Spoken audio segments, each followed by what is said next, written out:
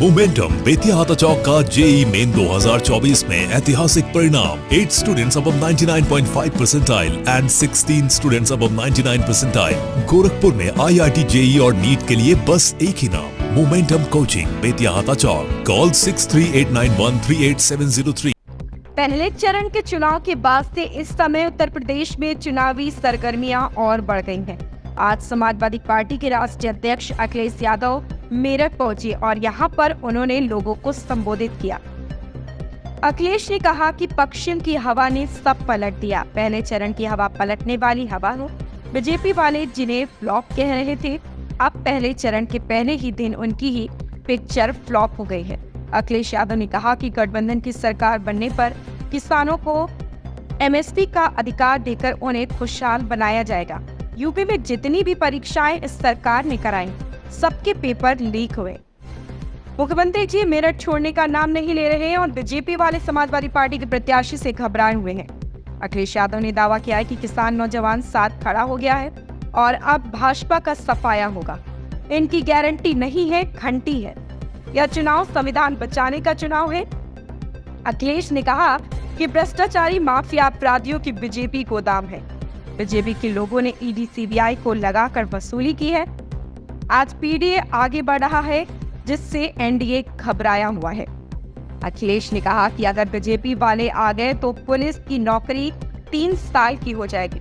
जनता को संबोधित करते हुए अखिलेश यादव ने कहा कि अगर गठबंधन की सरकार बनती है तो गरीबों को पौष्टिक आटा और फ्री में डाटा देंगे।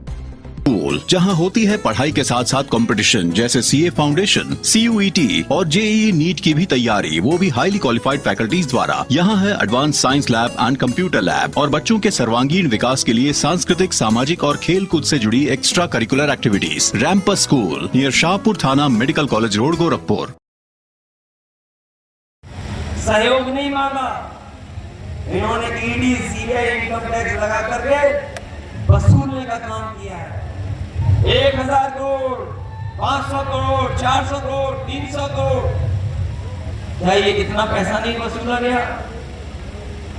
इनसे जब पूछो कि इलेक्ट्रोल बॉन्ड के बारे में कुछ बताओगे तो इस गर्मी में वो इलेक्ट्रोल मांगने लगते हैं, बेहोश हो जाते हैं, इलेक्ट्रोल की जरूरत पड़ती है उन्हें। बताओ इलेक्ट्रोल बॉन्ड ने इनका बैंड बजा रखा है कि नहीं बजा रखा है? और उसी से बचने के लिए झूठे मुकदमे लगा लिए।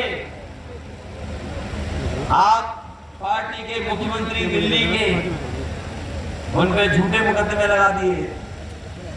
जब इनकी बदनामी होने लगी इलेक्ट्रोल बॉन्ड से तो उन्होंने साजिश कर करके तमाम विपक्ष के लोगों को फंसाना शुरू कर दिया।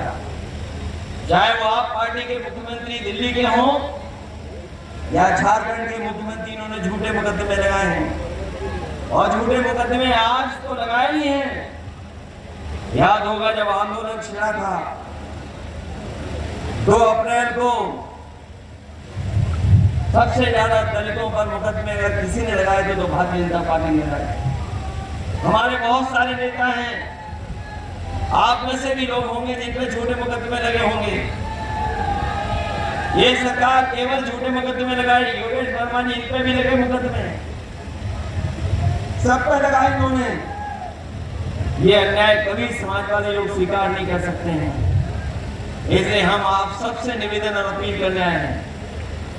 पीडीए की लड़ाई बड़ी छिड़ गई है और पीडीए की लड़ाई से जैसे जैसे पीडीए आगे बढ़ रहा है, एनडीए के लोग घबराए दिखाई दे रहे हैं। बीजेपी की